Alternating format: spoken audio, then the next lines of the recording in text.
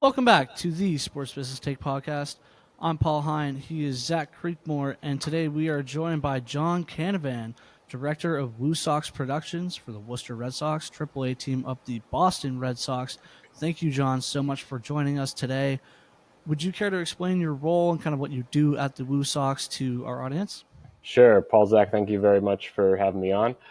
So, like you said, I'm director of Woosox Productions. So that basically means that anything you see at the park on the video boards, on our TV broadcast, is kind of what I oversee. All different employees and all the different production that goes into it. And at our in our control room, we have basically two different shows that go on because we have the in-game show, which is what all the fans see when they come to the park, and then all 75 of our home games are broadcast onto Nesson. So we have this other side of the control room does that show. So it's really fun. I get to be at a baseball park every day for my job and be doing TV while I'm at it. So it's fun. Can definitely relate to that, having worked for the Sea Dogs, one step lower than the Woo Sox. I actually did a job shadow up in the production room where they put all the videos up on screen during the game and stuff. So that was a really cool experience for me. So I've Nice. been in those kinds of production rooms before. Zach, I believe you had the first of our major questions. I do, and yes, just wanted to start off by saying thank you for joining us again. Paul already said it, but we appreciate you being here. I appreciate you being here. Starting off a little bit broad, a little bit into you. What is your why? Kind of why do you work in sports? What's your golden circle, that center to your Tootsie Pop? Oh, I like the metaphors. I like the I'm a fan of Tootsie Pops myself. But I work in sports just because I've loved it since day one. The Sox, especially, have been my ride or die since I was a newborn. Basically, I've loved every single sport, like growing up and everything. But I've had different favorites, like in other sports. But in baseball, it was always the Red Sox. So being able to work for Blue Sox is awesome. I mean, like I've worked for a couple seasons with the Boston Red Sox, and of course that was great. I'm at Fenway Park for work for 2 seasons. I have a weird affiliation and love for minor league baseball or minor league sports in general. For some reason, I don't know why. I think it's just fun to kind of see different They're guys like. underappreciated. Oh, definitely, definitely. The names are underappreciated. I went to the Red Sox game today and I saw people with like minor league baseball hats. I'm like, oh, that's the Rocket City Trash Pandas. Oh, that's the Dayton Dragons. Okay, I like seeing the different logos and the different names that go through. But I like, think the Trash Pandas is my favorite among minor league team it's a, names. it's a good one. Even before I worked here, one of my former coworkers at ESPN had the Trash Pandas hat, so I knew about them. Like, okay, that's outlandish, but I love it. Um, and yeah, like I grew up in Central Mass, so going to Worcester Ice Cats games, the affiliate of the St. Louis Blues, when I was younger, just like loved them and everything. And like I said, it's fun to see guys go through the system, and even going back to look at like old box scores that you went to, like when you maybe were younger. Like I remember recently I looked at a Paw Sox game that I went to back in '09, and they were playing Norfolk Tide, and I look at the Tide's lineup, and Justin Turner was playing second base, and Cy Young winner Jake Arrieta was the pitcher. So it's kind of cool, like guys that you'll see through here. Like maybe they're nobodies at the time, maybe they're doing rehabs. Like obviously we've had Chris Sale here a couple times. I think this week we're actually having Rob Refschneider will be back in Worcester for a rehab start. So it's fun to see those guys, and hopefully that answered your full like why sports question. But like I have a big love for seeing the guys grow and getting through and just being around baseball in general. Yeah, that totally makes sense. Being from Central Mass, I can totally relate to that. Is that kind of a dream come true moment? Obviously, I haven't gotten there yet, but is that kind of a dream come true moment when you end up working for the Red Sox and that's what you envisioned doing as a kid, and everything comes full circle? It definitely is. I mean, like there's obviously some challenges that come with any job you have. Like I always tell people that when people say like, "Oh, what's your number one advice?" I say that the line "Do what you love and you'll never work a day in your life" is bull. I'm not sure if I'm allowed to say bad words in this. It's BS. It's BS because There we go. yeah, it's because like I love working here and everything, but there's going to be days obviously you're grinding out, you're doing hard stuff. Things aren't going like you want it, and it sucks. So there, if you're gonna look for that job that you're not gonna work a day in your life, it's don't bother, because what I say is find a job that you can that you'll go to, you'll keep going back to even when there are those bad days. Like I've had plenty of bad days here at Polar Park, but that doesn't mean that I'm going to come back the next day, because hey, it's a new day. It's baseball. We get to do TV. Like it takes a lot out of you sometimes, but when things go well, it goes really freaking well. So that's that. That's kind of a good way to put it. And when it does go well, it creates those unforgettable memories, right? You get to impact people in a way that nobody else does. So, kind of related to that, I wanted to ask, what's your favorite video that you've helped produce in your time, or maybe your favorite broadcast that you've helped produce in your time with the Woosox, and why? There's definitely some good ones. I'm trying to think of specifics. Dang. I feel like last year was a blur. It's so long ago. That was the big thing. Some of the bigger ones, not even baseball related, but we have our Woosox Foundation Gala every winter, and going around getting interviews with people for our honors winners or honors award recipients, getting interviews from people that are talking about these award winner or the award recipients in such like a dramatic way and everything, especially the doctor who got the recipient for the Conquering Cancer part of our foundation, and people who and the teachers and the city council members and everything, the people out there, like they're speaking so highly of them. It's so cool, like to see that, like the excitement when they're speaking to those people, and then putting it all together. And at the gala, which everyone comes in all fancy dancy in their suits and everything, and people that are part of the foundation, like, oh, those videos are so great. Everyone loved it. There was like people were crying. I'm like, awesome. That's great. That's not that I want to make people cry, but it's still great that we're able to do that. So just like seeing emotion from people, or getting, not that I'm like making these videos together, pat in the back, but when other departments here and everything will come up to you like, hey, that video that you made for us was great. It's definitely a great feeling that you can help out the whole organization. Yeah, and beyond the organization goes into impacting the community too. You were talking about the cancer stuff, and I think that's awesome. So that's great to hear about. Yeah, absolutely. And awesome work. The emotion that the visual plane brings to the field and brings to the joy, it's definitely the greatest part of working in visual media. So kudos on that. I know I appreciate and enjoy it in that same way.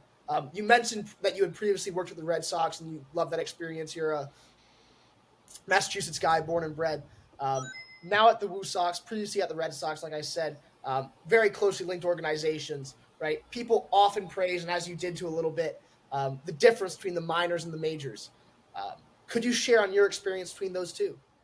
Yeah, minor league is very gimmicky, especially when it comes from Boston. There a lot of especially when I was there were a lot of no nonsense, like not much like there's not going to be a t-shirt toss at Fenway Park. There's not going to be mascot races at Fenway Park. That's just not how it is. Obviously, there's Major League Baseball stadiums that do that. But when you come to minor leagues, it's all that stuff. Like every inning has some kind of gimmicky thing in it. There's different jerseys that we'll wear based on the different day, because we're sponsoring, or there's a different like historical event that happened this day. Just for an example, with Woosox, we have the Wicked Worms is one of our jerseys that we wear. Completely different. It's green, and like a forest green and brown jersey, because obviously Wormtown is like the nickname. And when we moved to Worcester, that was one of the 200 suggestions that almost got through to be the name of the new baseball team here.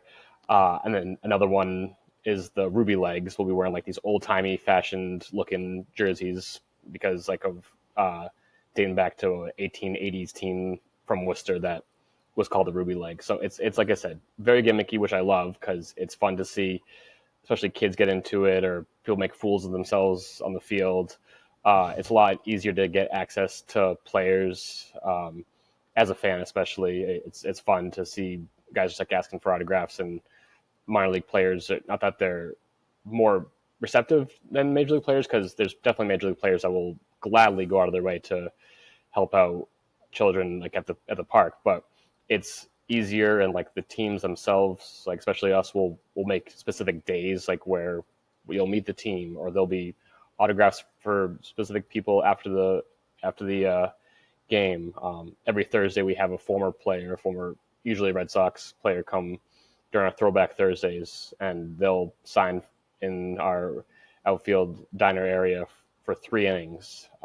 So it's fun to, especially for me, like seeing those guys come through. Like we got Johnny Gomes this week, and we had John Valentin last year. We had Trot Nixon last week. So it's like guys that I grew up with coming through. Yeah, that's really cool. I think you described minor league baseball in the best way possible. Gimmicky, but in the best way possible, in a way that allows a fan to engage more with the game than in any other form of sport, in my opinion. Just it's so unique. You were talking about the alternate jerseys. We had the main whoopie pie jerseys with the Sea Dogs, with the black and or the brown and white, and that was always one of the most fun days. People really get into that type of theme, so I definitely can relate a little bit to that.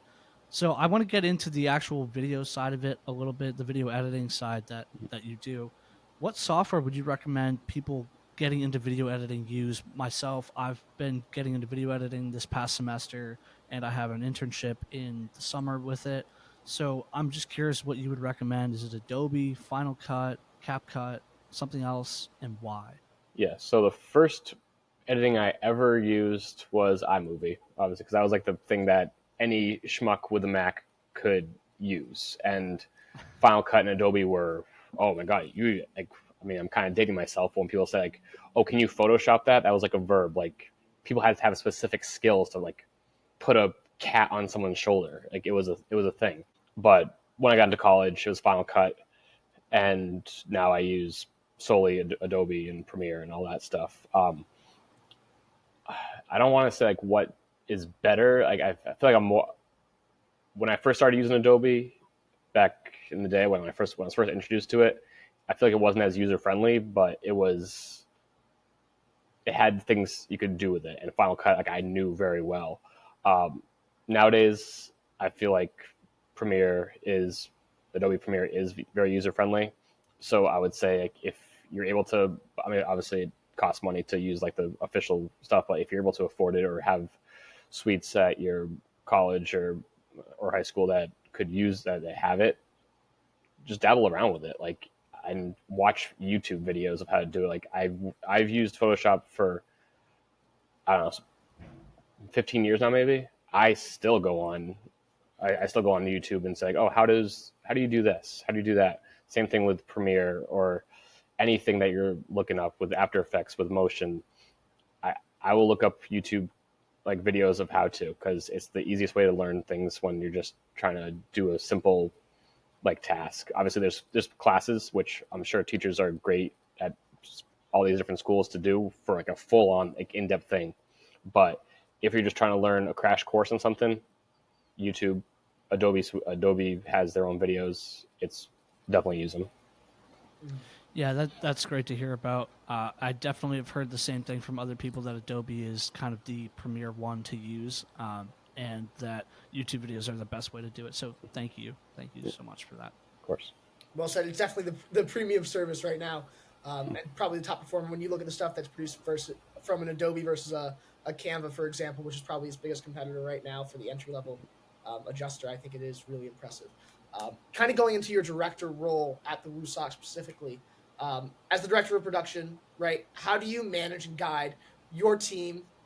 Specifically, I thought of creatives because I think managing creatives is definitely an interesting skill set.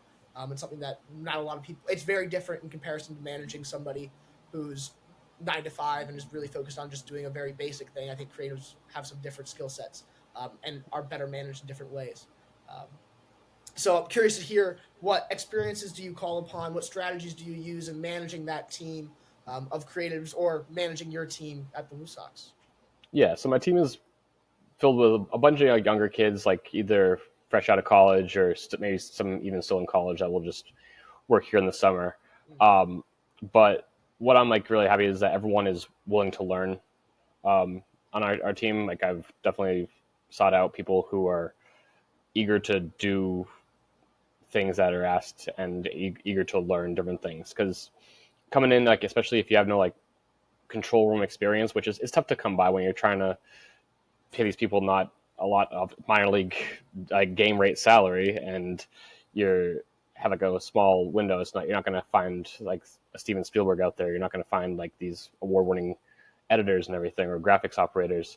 But people that at least have an interest in production, it's great to find those people and put them to work, because these people have been really quick to learn different jobs around the control room, whether it's like graphics operating or technical directing, and audio mix and all that stuff. And then on the other side, like you said, sorry I didn't jump into creative right away, but like on the creative side, just kind of like asking people to like, hey, can we make this video? Like, it doesn't got to be a whole thing. And kind of giving them something little to start with. Our president is very like nitpicky about like what he wants, because he's very invested in like our production stuff and everything too, because he came from that background as well. But just be able to kind of trust people is like sometimes tough. I know they can do it, but in the back of my mind, I'm like, I want to do it this way, and it's tough. Like, no matter like what role you're in, even if you're a manager of finance people, like, and you need to do a spreadsheet or something like that, and you give it to somebody else, like, I know I can do it better, but I'm gonna let them do it just because I need time to do other things. And that happens all the time here. Like, I come from a graphics operating background, and there's so many times where people will make a graphic that's not wrong at all, and I'm just like, I would aesthetically do these things to it because it looks kind of flat. But at the end of the day, like, they're putting out what we want to put out. Sometimes I'm just going, obviously I need to teach them to like say, like, hey, instead of this, let's try something even better. Let's use this logo. Let's use this action shot. But like I said, as long as they're willing to learn and doing good work, I can't really ask for more than that. Yeah, I love how you tied the creative aspects into managing for other businesses as well, not just in sports. And it's also interesting how creatives, they all think differently. So it's interesting to manage all different types of minds that are having different types of thoughts. Like you said, you would change some things that other people are creating in their own way, and you would change it to be your way. And, balancing that is a really interesting dynamic as a manager. So kind of working off that, you were talking about the skill sets that are needed to be in the control rooms and as the creative. So me wanting to work in the media space, would you say it's better to focus on one niche, for example, just video, or have a tool belt of skills that you can draw from, for example, like video, Photoshop, photography, editing, and all of that combined into one kind of tool set that you take into the workforce? The more you can do, the better, especially in jobs like this. Unless a major motion picture is looking for a video editor to edit their 2-hour length film, you got to know everything. Or at least it's good to know a lot of different things.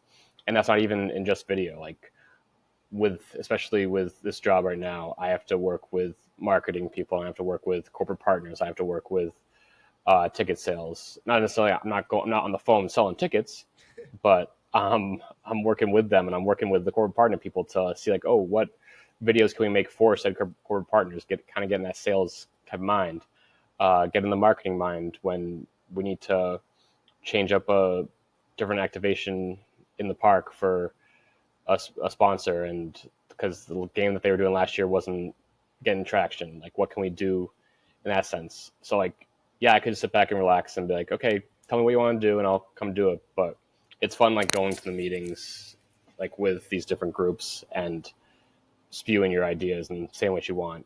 And then obviously in the smaller knit group, if you were in production, knowing more things than one is great. Like, whenever I hire people, I say, like, even if I'm bringing you on as a camera operator, I want you to be able to learn ABC as well. Lights went off. There's only one in the desk in the office right now. I want you to be able to learn ABC, because there's going to be days where we're short people and I might have you on a camera, but then someone calls out sick. I'm like, oh, Paul, I can throw you on graphics because I know you worked on that last week, so that's great. Zach, I know that you're good at audio, but you know what? Today I'm going to have you on technical directing because I want you to learn that as well. It's the more you know, the better. It's great to have one thing. It's even better to have more things. Well I said. love that kind of a mindset of over preparing. I love that. Being versatile, I like that a lot.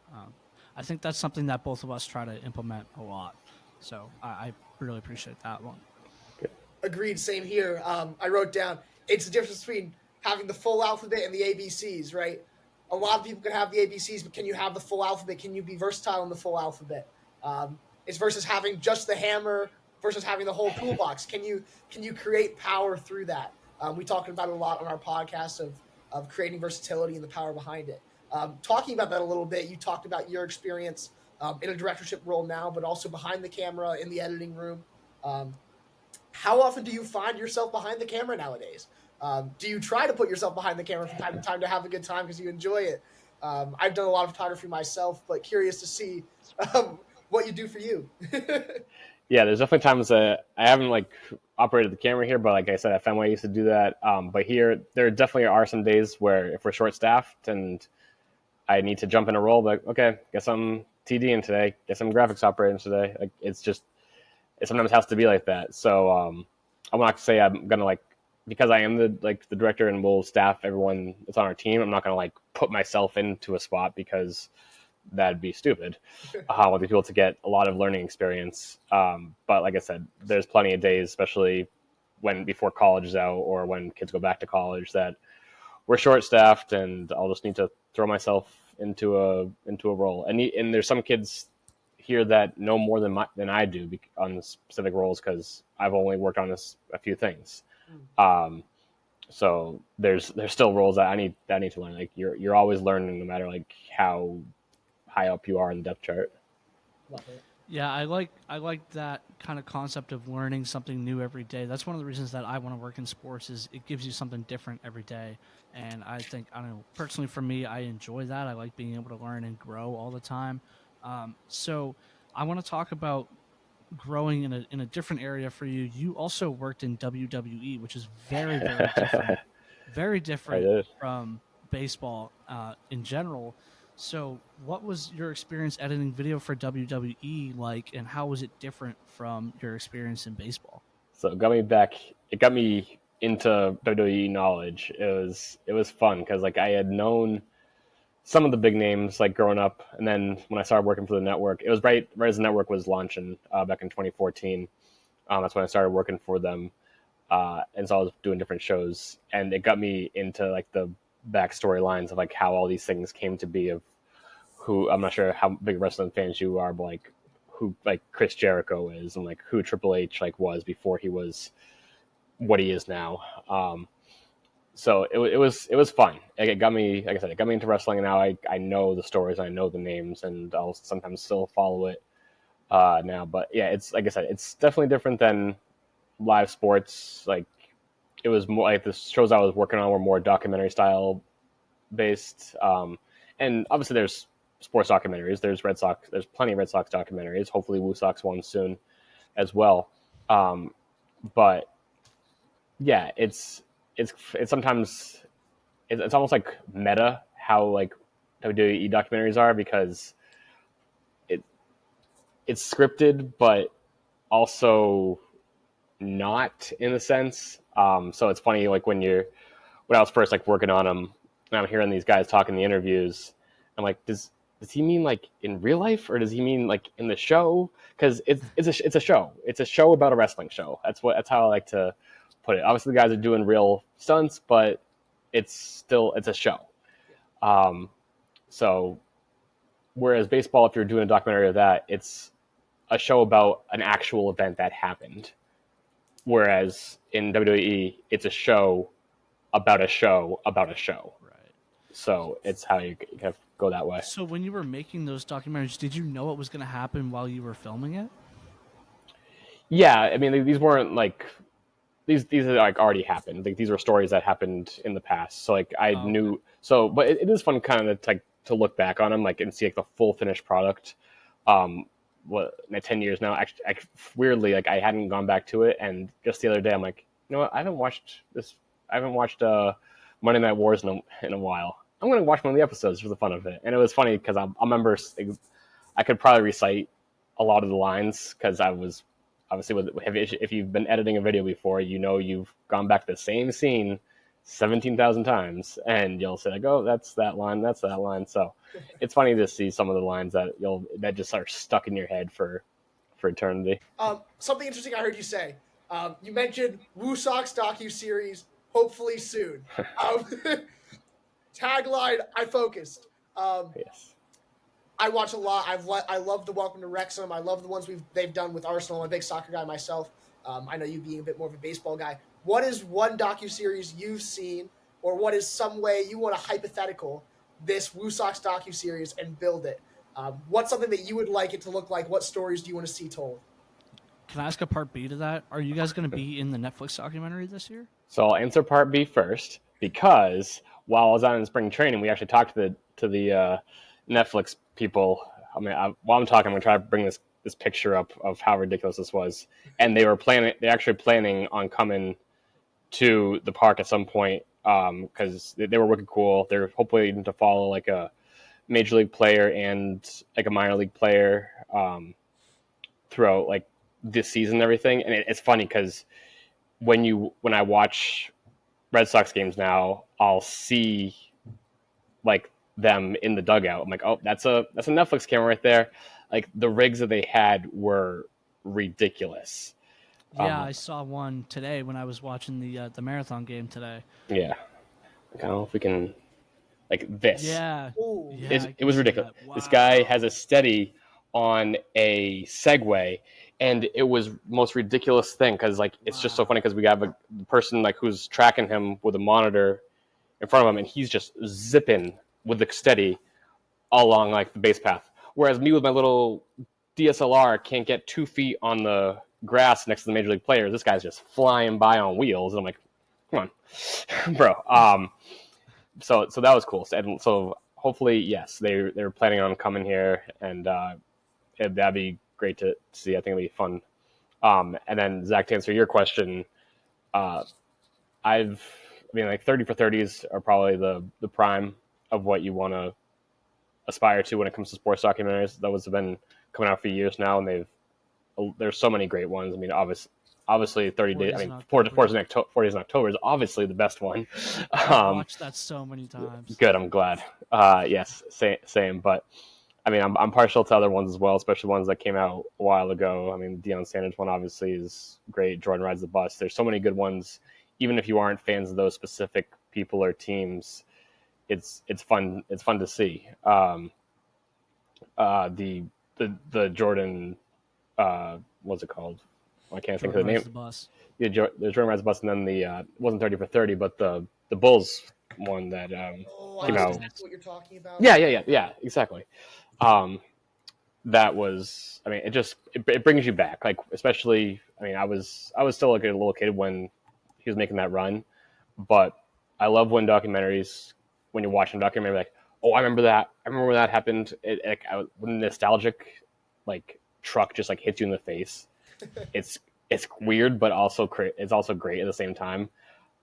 So being able to like do that for people, like when they're watching, be like, oh, I remember that season, or I remember that game that I was there at that game. Oh, look, there's me in the stadium. Like you can see me when that home run hits right there. That's actually me right there. It's fun to see like people point themselves out in documentaries or games and stuff like that. That is cool. So, if you were doing a documentary about the Woo Sox, hypothetically, is that your goal? If you're building one to evoke that nostalgic emotion out of people? Definitely, like I said, that's what I watch sports documentaries for. There's ones that I'll specifically seek out because I remember them. So like the Brady one recently, like I'm gonna watch that because I watched all those games and I watched all those seasons, and I'll see those players like, oh wow, Tully Banta Kane, what a flashback name! Like that's just a random ass name I pulled out of a hat, and Like, I remember him, or not, I mean, obviously more popular, Richard Seymour, like one of my favorite players and everything. That was cool, so cool to see him. So yeah, like pulling that nostalgic thread from people is awesome. So you're thinking something more like The Last Dance, which is the Michael Jordan one you were talking about, rather than something like a Welcome to Wrexham or a Sunderland Till I Die. I don't know if you've seen them or not, but that cover a bit what they're going through right now, moments of failure and celebration, kind of telling the stories of past, but also through the present. Yeah, I think doing something like Wrexham would almost be not necessarily easier. It'd just be, I could do it as, like you said, do it as it's going on kind of thing, and it'd be easier to grab the footage because I'm doing it right now. Whereas this is I wasn't here for the first 2 years, so a lot of the stuff wasn't organized as well as it should have been the first 2 years, and it's tough to find things that we need to. But like, hopefully our president doesn't see this podcast, because he's always nagging me. He's like, okay, now we gotta do Woosox documentary, and we're gonna do Woosox films, and blah, blah, blah, blah. And so yeah, like there's obviously want to do that at some point. Like I'm not the best editor, not the best person to like gather all this stuff, but I can definitely make something if I had everything with me. Like I love doing live sports. It's my favorite. Not to knock documentaries, because they are fun and they're good to do, but when you can just do your job and not have to worry about it the next day, like it's completely new, that's awesome. Like I have a short attention span. I could never work on an actual film, because I have the attention span to work one day at a time almost, and then do the next thing. And I always tell my guys, like in the control room, if you make a mistake, oh well, you made the mistake. Next play's already happening, so don't fret about this. Whereas obviously you can make mistakes in film, because you can just do it again. I almost, not that I'm saying like we don't make mistakes, but I almost like saying, if you make one, okay, sorry, you made it. Just screw it. Let's go. That's a very baseball mindset. On to the next play. Exactly. I really like that. So just to kind of wrap up here, I want to ask you, we asked the same closing question to all of our guests, so I want to ask you too. And I have a feeling that yours is going to be a Boston sports moment. So if you could go back to one moment in sports history and be involved with working for that team, for you would be in some kind of production role and working that event, what event or what game would it be, and why? Yeah, it'd have to probably be 2013's World Series. I mean, obviously I love 04, 07, 18. Probably because, I mean, definitely FOMO, because I started working for the Sox in 2014. So it definitely has something to do with it. But game 2 of the ALCS, when we're down 5-1. Ortiz's home run. Exactly. Yeah. It's gotta be that one, just because. You know what's funny? Somebody asked me what my moment would be, and I said the exact same thing. See, I said the exact same thing. I'm gonna change it. I'm gonna change it to Adam Vinatieri and Super Bowl 38. No, but for real, that one definitely, I would say, is one is. I remember exactly where I was when I was watching it. I remember exactly where I was for a lot of different things when they won the first World Series, their second, their third, their fourth. But that one specifically, because of obviously everything, how emotional that season was in itself. Like, I'll remember a lot of moments from that season, and like Me that, too. yeah. And like I'll go back to watch that one that I remember, mm-hmm. because I was born in 04. No. Yeah, so I don't remember 04 or 07, but 13 is the first one I remember. So yeah, that was why it was my moment too, because that was like the biggest sports moment that I had seen up to that point. And I think I'll remember that forever. And I don't know, a lot of our guests have said that they're kind of living through their moments. What's your favorite moment that you've had at the Woosox, or just in baseball, working in sports in general? Yeah, not even necessarily a video, just your favorite moment that you've seen. Yeah, I have two favorite moments that I always say from last season. Well, I guess favorite days. Favorite baseball-wise day was May 19th of last year. It was a Friday night, and in the second inning, Bobby Dahlbeck hit a home run that TrackMan says went 515 feet. Wow. So we have like this, I believe, 515 like joke going on and everything, but like it was that. It was Taylor Swift fireworks that night. They won on a walk-off home run. It was just a great like baseball night. It was a sellout. It was a warm weather game. Like, it was what baseball like was. is exactly. And then from a personal side, every September we do Going Gold Night for childhood cancer awareness. My son's a brain cancer survivor, so it's really big to be on the field, like with our gold shirts, like have everyone hold up the gold placards during the third inning, and just says like the ones that say like I fight for so and so, I fight for Connor, and seeing everyone in their gold shirts with their gold wristbands, the golds, like I'll make the video boards like outlined in the gold instead of the usual red that it is. So having that every year is definitely something to look forward to. That's awesome, and those are the best sports moments, right? Where you can impact not just the people in the park, but the community outside, and kind of make an impression on somebody's life that is more than just baseball or more than just the sport. So I really appreciate hearing about that from you. Thank you so much for coming on today. That's all the questions that we had. So thank you so much, and good luck this season. Maybe I'll make it out to a game or two. Hopefully, Yeah, please um, do. I'll let you know if I come down to Worcester. Of So course. thank you so much, John Canavan, for coming on, and good luck this season. Thanks, guys. Thank you.